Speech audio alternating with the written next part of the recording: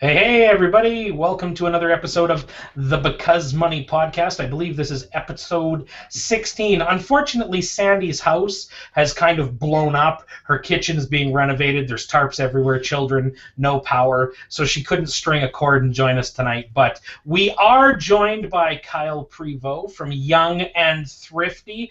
Kyle, it's great to have you here. We're going to be talking about curriculum and whose job it is to teach financial literacy. And we're each going to take an opposing point of view. It's your job as our viewer to figure out which one of us is telling the truth and which is lying. If you want to join us on the Twitter, hit us at the hashtag BecauseMoney, and we will make that rock and roll happen. So, Rob, on to you, and then let's get the discussion going with Kyle. Thanks, Jackson. Well, we're really excited to have Kyle Prevost here.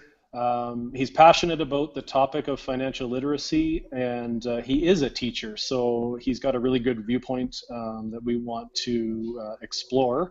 And so I know it's not Financial Literacy Month, but we want to explore this topic. We've wanted to for a number of weeks now. And if whoever you talk to about financial literacy, they end up saying, well, they ought to teach that in school, because most of us we make terrible decisions with our finances. We're in heaps of debt right now. We're losing our shirts investing. We don't know what we should be investing in. We don't know that RSPs, people think RSPs are a scam, not knowing that you can invest in, that's just a vehicle that you can invest in. So we want to talk about financial literacy and where do we teach it? How does it apply? And I'll maybe throw it over to Kyle here to start. Whose job is it to teach financial literacy, and how important is it?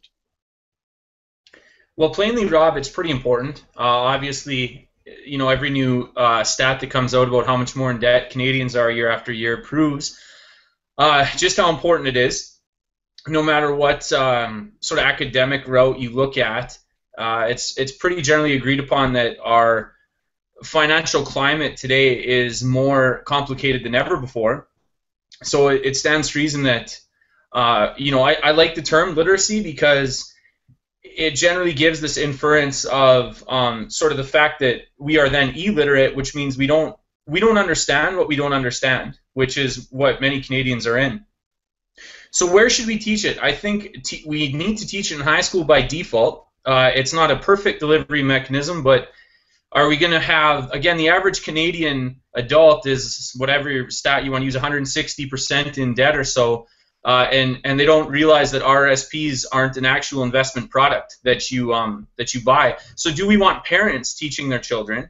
In which case, what you're doing is actually opening up a huge gap between, based on the socioeconomic status of someone's parents.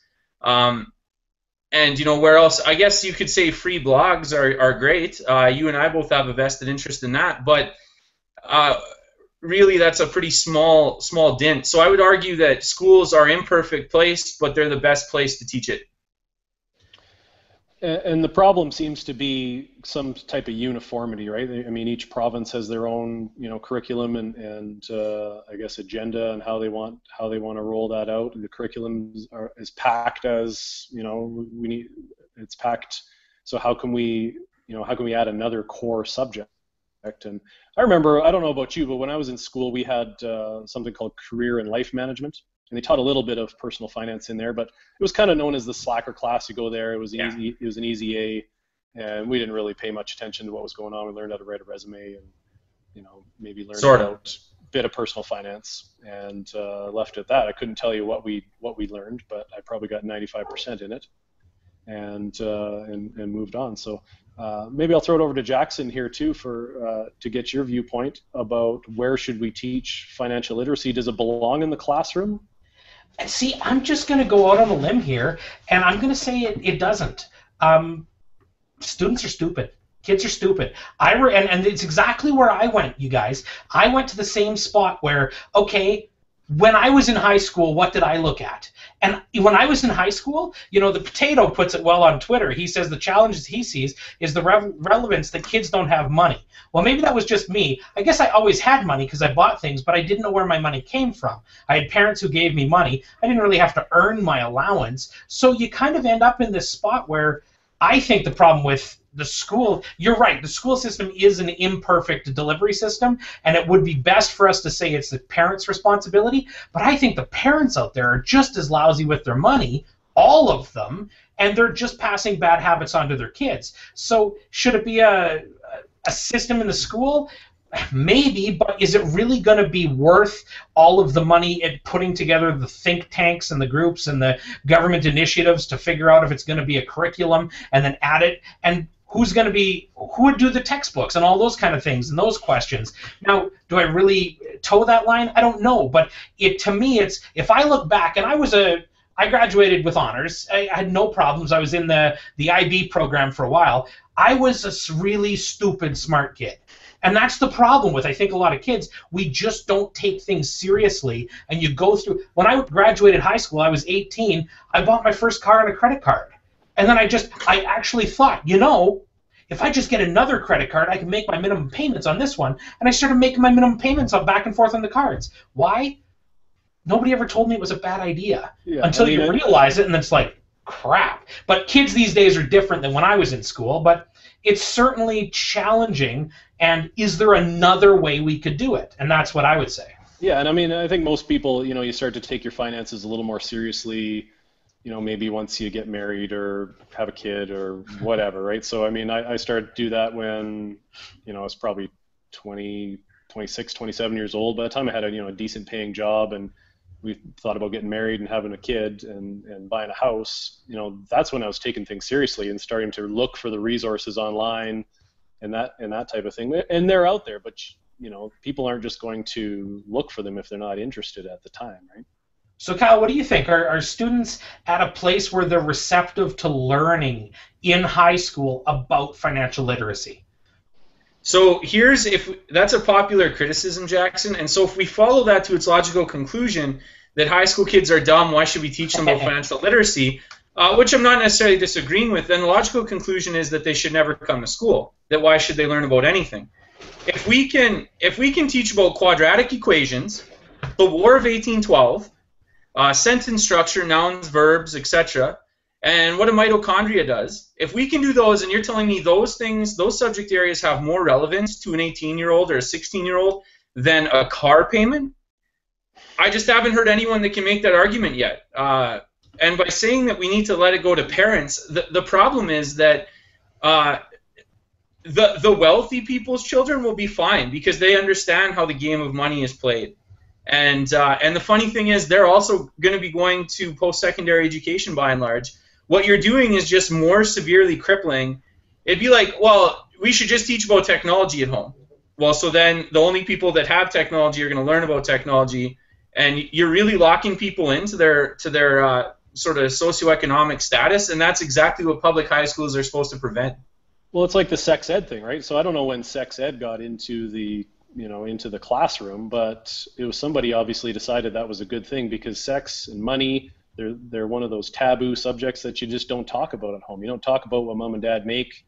You certainly don't talk about what they're doing in the bedroom. So that's got to be the first time that sex ed and financial literacy have ever come up in the same sentence. So thank you, sir.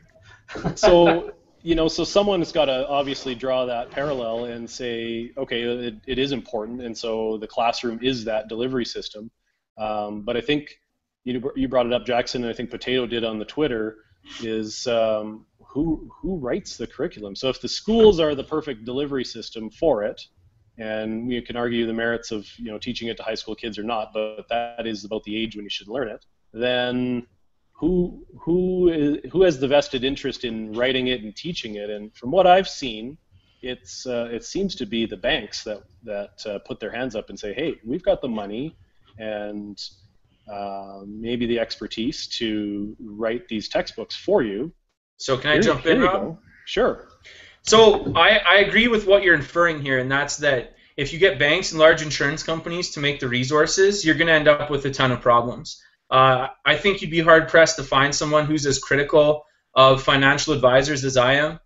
Much to my own detriment, I get pulled into these extremely long internet comment wars sometimes. And I'm really against that. I think any financial literacy course that's going to have any sort of being able to stand on its own is going to have to be able to do it without putting RBC or Investors Group logo on their resources. And by far the best answer I've heard is the Securities Commissions. The Ontario Securities Commission and the BC Securities Commission are really leading the field in terms of putting stuff out there that is it's good. They've done it with the help of select teachers. I haven't crossed that out in my career path, if possible.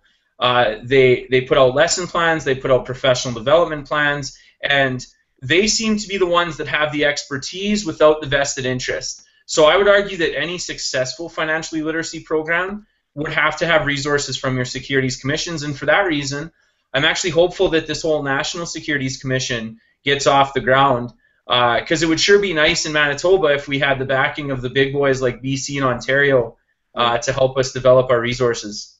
And Ontario Securities Commission, are they the ones that are behind the Get Smarter About Money website? Those tools? Yep, they are. They're Get Smarter About Money, and it's the Investors Fund, I believe. I wrote it down here somewhere. Investors Education Fund. Yeah, IEF. And that's them, and they've come up with like some great different calculators and stuff. Things that I haven't seen anywhere else. Their site is super easy to use. It's got academic credentials behind it. It's got investment experience behind it. And I think if we could all sort of pool those resources, we could put together never mind a textbook, we could just do an online textbook if we wanted. Right. Yeah, because it's about getting, I mean, that's a great resource, and something even like a third party, or a non-bank affiliated, I guess, site like the FCAC, with great information on it. But how do you get people to it? So I like that online delivery system. Is that what do you think about learning it online? Is that something that we're kind of moving towards now? Yeah, I mean, it's definitely something that the schools are trying to include. Anytime you can bring in a technology component, you're obviously helping prepare kids for the future they're going to be tackling in many cases. I'm fine either way. At this point, I just want financial literacy. So whatever sort of egos that have to get stroked, or textbook companies that have to be bought off with either a paper or a digital copy, I'm all for it. A mix of the two, possibly. I think that you'd have an easier time getting it down the pipeline through a technological sort of experience, just because your pen to paper time to write a textbook takes so long. So that would be my response. So how do you get this into the curriculum, and how do you make it so if we've decided this is important and everybody should have a basic understanding, or even more than basic, so they can make informed decisions, so we're not getting ripped off all the time, so we're not up to our eyeballs in debt, we're making confident decisions with our money. How do you get that into the curriculum, and not in some 4-week or a 4-week unit in math class or in career and life management? That's a great question, Robin, and I actually differ from a lot of the powers that be, or the gurus on this, including the Investor Education Fund. They're a big fan of, in Ontario right now, they'll tell you, well, we've already done this. We're layering financial literacy from grades 4 to 12, and they're getting it every year. They're getting it at their age-appropriate levels. End of story. That's completely flawed for many, many reasons. First of all, we're just layering way too many things throughout our curriculums. I made a quick list while I was waiting here, and here's the things we're currently layering throughout the stuff that's already packed. Sustainability, numeracy, literacy, respect, citizenship, technology, self-esteem building, Aboriginal perspectives, and that's just the first few I could come up with. So layering does not work, and here's the other reason it doesn't work. Very few teachers have the expertise to teach financial literacy properly. So it might sound all well and good to say, oh, well, there's all kinds of financial tie-ins when you're studying Shakespeare. Well, there are, but the English teacher, far more often than not, is not going to have anywhere near the expertise. So I think our best bet to at least get this beginning implemented is to pick a very few teachers that have some degree of proficiency in the topic, and then really focus professional development towards them. and then have one course that is mandatory to take. And there is room in grade 11, 12. Every single province has elective slots. There is room to include this course.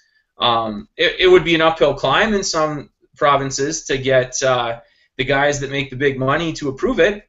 But that, to me, is the only way we will get the expertise in the classroom with every student. Because the experience that you shared, where you were teaching in a business class, or getting taught in a business class, rather, and it was known as a dummy course, that is the sort of attitude towards business across Canada. And we have no teachers, or very few teachers, that have any economics background at all, because that's not an accepted background to get into most faculties of education. So we're way better off narrow focus, make it mandatory. So I'm jumping in, Rob. Rob, I'm jumping in. I have to throw this out there. Kyle, in response to my first question, I think you nailed it. I'm arbitrarily awarding you 2 points. I now side with you. No, and I'm serious. I really think that, as we talk through this, I like your approach that it's layering is crap. I tend to agree with you on that. And I like the idea that it would be presented in a course. We got some action on the Twitter. Bailey says online learning accommodates homeschoolers as well. And that's kind of, that comment there kind of got me thinking that, it is, to just kind of teach it from different times in and here and there without it actually being a core course, it doesn't necessarily make as much sense as where you put it in one area and it's actually a curriculum. I'm with you. I'm rocking your train right now. All right. And Noel is suggesting a whole bunch of crazy stuff. He says it has to be marketed right, and maybe he's suggesting that a college runs a seminar called Improve Your Sex Life by talking about finances. I think, Rob, you probably came up with that, so if somebody does it, make sure you get royalties. I'll take the credit for that. So we talked about the delivery system of the school. We talked about who writes it and what what kind of vested interest the banks and big insurance companies have in it. And Kyle, you touched on this too, and I want to explore this a little more, is the teachers themselves, right? So yeah, you're right. I mean, it's not, are we putting teachers who maybe are out of their element a bit? And I don't want to go into a war against all teachers and generalize here, but you're talking to a profession who's got, one of the last remaining defined benefit pension plans. I mean, it's pretty rock solid that you don't really need to, save it. You don't need to put money in your RSP or whatever. So your disposable income is your disposable income. And so, are teachers bad with money, and should they be teaching our kids about money? So I'm going to say not all teachers are bad about money, but here's a few things that we have going against us in general. You talked about our pensions. A teacher can spend every dollar they make, as long as they don't go into debt before they retire. If they work until 60 or 65, they're set. They don't need to worry about insurance, or like as Preet Banerjee would say, disaster-proofing your life is the phrase he uses all the time. We don't have to worry about that because our union does it for us. We just sign off. We have one of the most secure jobs in the world, for better or for worse. And correct me if I'm wrong, but don't most teachers marry teachers? Well, I'm in the process of doing that, actually. That's a fact. That's a fact. I think it's a fact. I think it's a requirement, actually. Well, why would you not? Yeah. If you're going to buy a cabin for 2 months in the summer, you might as well enjoy it with your significant other. Yeah. So you've got, so now you've got 2 pensions and, right. An aptitude to spend the rest, right? Here's a couple other things that most people don't know about teachers. One, there's getting to be fewer and fewer of us, especially in the early and middle years, that actually understand math. If you give early and middle years teachers, especially the ones that don't teach math, a math quiz, you'll be amazed. Absolutely amazed. At least in Manitoba for sure, and I would argue probably across the country. So you don't need a lot of math to be good at financial literacy, but there's many teachers, I would argue, that couldn't pass a grade 9 math test tomorrow. The other thing is we're all experts. We spend all day at the front of a classroom being told we're the smartest person there. So if it ever comes up of like financial literacy and investing, you'll see teachers do like a lot of shuffling and like throw out like buy low, sell high, and like just these sort of one-line things because they don't want to admit that they're actually pretty ignorant in the area. And I'm ignorant in a lot of things. Like I have no idea how, a light bulb, the science behind the light bulb or anything like that. But if you can't admit it, that you have a deficit, how are you going to professionally develop enough to teach the course? So I like what you're saying with the, identifying the people who at least have the aptitude and the skill for it, and the desire actually to, want to teach this and roll this out. Yeah, well, like here's an example, right? We have this course in Manitoba called Seminar in Business. It's a grade 12 course. It's pretty open-ended. It's a optional course. I'm sure most schools don't offer it, but I found this, dusted off the curriculum stuff and found it. And I made about 2/3 of the curriculum personal finance. I had a group of 10, 11, 12 students. I teach in a small school, so 10, 11, 12 students. I flipped sort of conventional wisdom on its head. Most financial literacy stuff says, well, you can't talk about investing until you talk about budgeting. You can't talk about budgeting until kids understand basic formulas. And I said, no, to hell with that. We're going to learn how to become a millionaire on day one. That if you invest this much money, you will be a millionaire. It's mathematically, I mean, I didn't explain to them that inflation-wise, they wouldn't really be a true millionaire, but you'd be a millionaire, with some pretty conservative numbers. And once they seen that, and I actually taught the course backwards. I taught, here's how you're an investor, and you can make this much money. Oh, but to do that, you actually have to do some of this stuff that's not quite as sexy. And it worked. It was awesome. We had, as kids graduate, they fill out these slips as they leave, and many of them said that was their favorite course in the entire curriculum, that they learned by far the most stuff that they'd apply to the real world. One girl started up filling out their tax forms on TurboTax as like a black market side job, because I mean it's a student's tax return, so it's pretty straightforward. Sure. And these kids were going home and explaining RSPs and TFSAs and investor fees to their parents. So that kind of leads me to. Hey, Rob, can I just jump in? Because we've got some action on the Twitter. A buddy of mine, Jordan McFarland, who's a teacher in Regina, says that we're having an interesting discussion about teaching financial literacy. And he says some Saskatchewan schools offer personal finance 30L course with increasing numbers. He says Saskatchewan business teachers have been making push for years, now approved as locally developed, and it's spreading across the province. So. Awesome. Yeah, and Jordan's awesome, by the way. Shout out to Jordan. He does great things with his entrepreneurship class. Is he married to a teacher? Jordan, are you married to a teacher? Let's find out. I don't know. But sorry, jump in. No, I had heard about that in Saskatchewan, and I love the Saskatchewan business teachers compared to us Manitobans. They're way more organized, and they're actually giving a talk. They have this sweet competition in Saskatoon. I think it's May 8th and 9th, and it's a really great deal. And yeah, they're having me come out and give a talk. I'm a big fan of what they're doing, and I'm hoping they succeed in sort of getting some mainstream support behind what they're doing. Awesome. So what kind of courses or what kind of material, I guess, would be in? We talk about this blanket financial literacy. Well, what does it mean? And you've kind of mentioned in a blog post about, a math teacher trying to teach, compound interest and amortization tables. Is that what we're talking about here when we talk about financial literacy? Well, Rob kind of touches on a sore spot for me, and I often get into debates about this with math teachers because they say, well, what are you talking about financial literacy? We already have this in our non-university math, which is already a problem because the top third of your students aren't taking that math, but I digress from that. They say, we're already doing this. I already teach. I give you the formula for your car loan, how much interest you'll be paying at the end,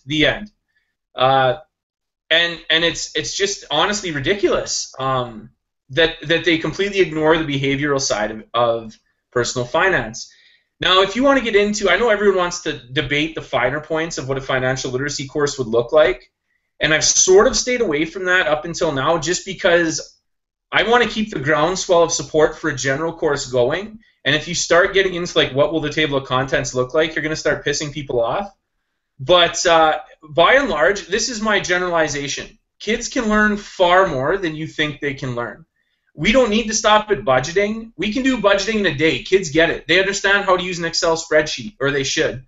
They understand how to use an online calculator to figure out mortgage and a car payment. They don't need to know the math behind that, as much as that will piss off a math teacher to say. Well, and I'm just going to jump in because I totally agree with you. As a mortgage professional, my job is to understand and help people understand their amortization schedules. Do you know what I do? I punch in loan amount, down payment, interest rate, into 3 columns. I press send, and I get a big sheet that shows up, and I say, here, this is your principal, this is your interest, this is your total payment, add the taxes, you got your payment PIT, and you know what they do? Okay. Yeah. That's it. We're done. We don't need to know how amortization works. Well, you do, but you need to know how it impacts you, and that's what people don't understand.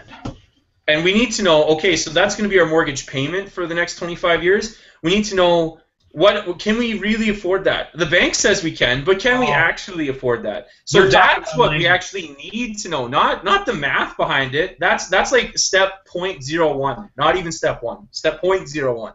And do you know what people come into my office and say? First question I get, how much can I get qualified for? Second question I get, are you sure? Can I get qualified for more? Seriously, those are the number 1 and 2 questions. And most of the time, what we get is a lot of people coming in double incomes. You just simply ask the question, so do you plan on having a family? Oh, yeah, we're going to have kids in 2 to 3 years. Yeah, there goes one income. Do you want me to maybe drop your second income to a place where we're qualifying on one and a bit to allow for some? Oh, no, let's just go with it. How much can we get qualified for? And we'll figure it out. We'll figure out as we go. And I'm guilty. I mean, my wife stays home with the kids, and it's just kind of, I'll always be making the same amount of money. You have a slow year because I'm in sales, and it's like, but you don't think about that, right? And that's the kind of thing that I like where I really like your point about if you're starting to nitpick and you move past the groundswell, you're going to start alienating people, and it's not going to work. But, I mean, financial literacy isn't learning how to calculate an amortization schedule. It's learning how that impacts your daily spending. Right. It's how you apply grade 9 math, not grade 9 math. The grade 9 math is not the focus. The how to apply it and the behaviors involved, that's the important stuff. Yeah, and we want to find out about, you know, your big life decisions and how they impact your budget, and, you know, what looking down the road impact. You know, are you going to have kids? Are you going to go to school? Are you going to go away to school? You know, are you going to want a new vehicle? Those types of things. How quickly are you going to pay off your student loans? You know, what does that mean for you? What does that mean for your cash flow and your budget? You know, we had back in, I think there was, back when I was about 25 years old, I was asked to be part of this. I don't know if they have it everywhere. I think it's national. Is that Junior Achievement Program? Yeah. So I that's think great. we went into like grade 7 or grade 8, and we actually did talk. It was a really good program actually, but the problem was it lasted about, I don't know, a day or a week or something like that.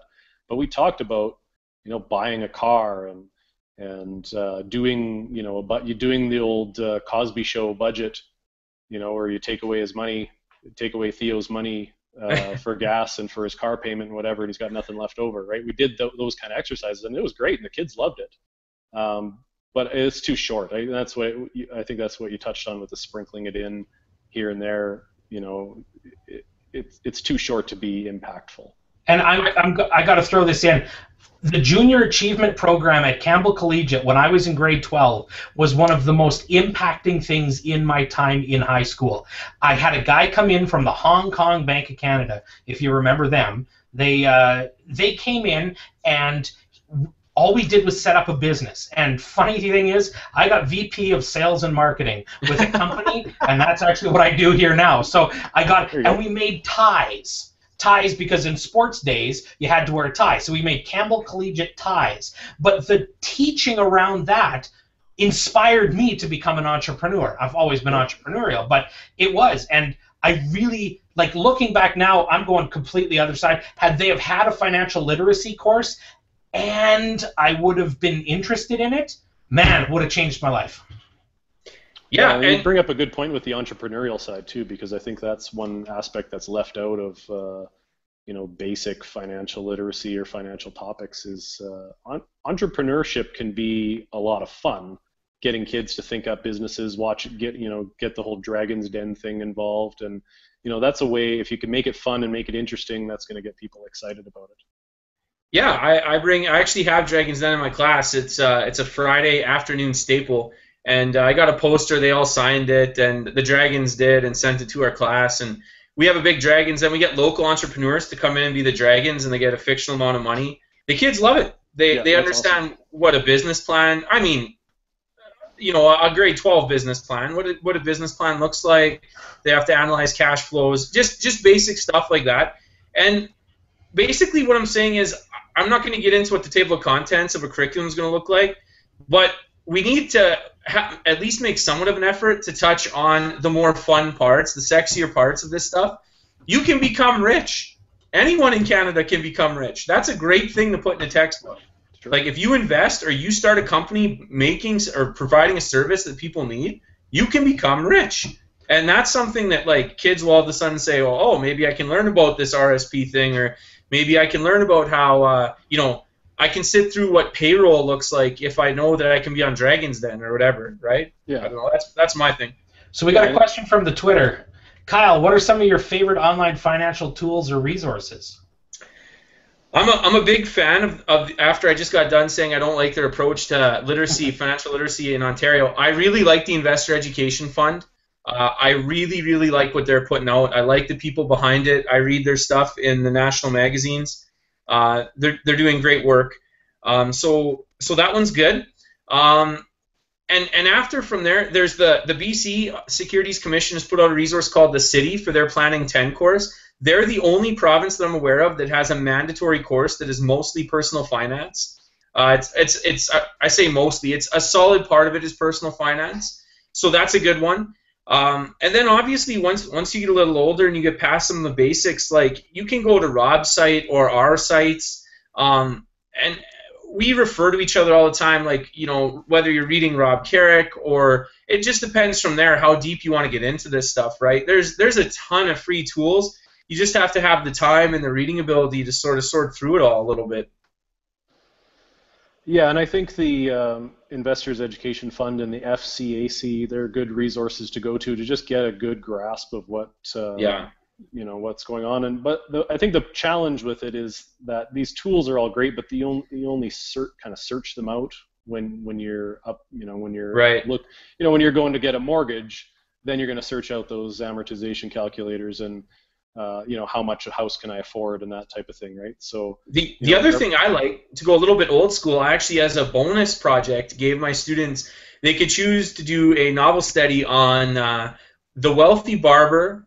I forget, I had a couple others, but I think The Millionaire Teacher I threw in there, and most of them picked The Wealthy Barber, and just the whole class read a book. They all wanted the extra marks because they actually enjoyed the class, and yeah, they read The Wealthy Barber. I mean, that is in like a great narrative, a great way of presenting personal finance. David Chilton is so accessible. Like, you can tweet him, he'll tweet you back right away. Yeah.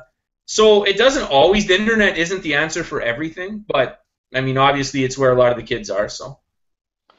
And another name to throw out there is Ellen Roseman, and so she deals with a lot of consumer issues. She writes for The Star. And I think she teaches a class at a local college, personal finance class. And she's got a book called Fighting Back, I think it's called. Yeah, 81 Ways, right? Yeah, it's really good, and she's talking about those real situations where that's one of the reasons why I'm so kind of leery of the financial industry getting into the curriculum and teaching and promoting this stuff, is because I want to know about the tricks that they have to sell you. What when I drive home, I see a billboard for you can get into this condo now, and they're advertising the payments bi-weekly. Why are they advertising the payments bi-weekly? It's only 30 cents a minute. 30 cents a minute, own your own home. So what are some of these tricks? And I think it's only through kind of third-party resources that you're going to get that objective view that you need to kind of navigate your way through all this sales and kind of slick marketing talk. So yeah, I'd agree. One other book to throw out there: More Money for Beer and Textbooks. I hear the author's a pretty good guy. I hear he's really good looking, but hey, he's got the perfect face for podcasting, I hear. There we go. And they have a More Money for Beer and Textbooks podcast. Of course, that's me and my partner Justin. And you'll find Ellen Roseman, you'll find Rob Carrick, you'll find Because Money's very own Rob Engen, and a brilliant cast of other characters. And that's a great place to start too. Like, we're going to start you with tips you can use tomorrow if you're a young person doing this, or if you have kids, or even grandchildren. I don't know what the demographics are necessarily for the hangout here, but if you're a parent of a kid that's going to school, or you're that kid going off to university, check it out, because that's when you make a lot of mistakes, when you just don't understand some of this stuff. Like Jackson's buying his car on his credit card, and I was probably taking cash advances out at the bar on my credit card. That's the kind of stuff that. Yeah, well, I thought it was good networking at the time. So, but you can get into a lot of trouble, and that's the time you should be paying attention to this stuff. So. Definitely check that out. You know what, guys? I think we've gone over in time, but I got 3 things left. Somebody wants to know when Financial Literacy Part 2 is coming. So, Kyle, you might get a phone call, and we might do a Part 2 if you're interested. Jordan McFarlane, on Twitter, @McFarleJoe. Everybody watching should follow Jordan. He says, it's great to hear you speak on the podcast, and we will be seeing you at the SBTA conference. That's what it's called, yeah. That'll mean something to you, so make sure you check out and meet Jordan. He's a solid cat. So, and then Noel and the Potato and everyone who jumped in, thanks for your contributions. And yeah, any final words? No, I look forward to doing a second one, regardless of sort of where you feel the financial literacy talk should go. Please pressure your public representatives, your school boards, all the way up the food chain. The only way this will change is if there's more pressure to do it than not. Because politicians, teachers, principals, superintendents will 98% of the time, I'm just pulling that number out of nowhere, take the path of least resistance, and you have to make it more difficult to basically not listen to you than to listen to you. So please just say this to your representatives. Don't just tell the teachers. The teachers can't make the decisions. When those annoying dudes in suit and ties come to your door telling you to vote for them, tell them to get this into the curriculum in a mandatory course. I don't have anything else to add. That's great. And I think, just resources like this one, your podcast, all the financial blogs that have come out there now, I think it's becoming so much more accessible, but it's just the start, right? So hopefully this is the tipping point, and we can get a lot more of this pushed down into the schools. All right, thanks for having me on, guys. Hey, Kyle, appreciate it. Rob, we're out of here. Goodbye.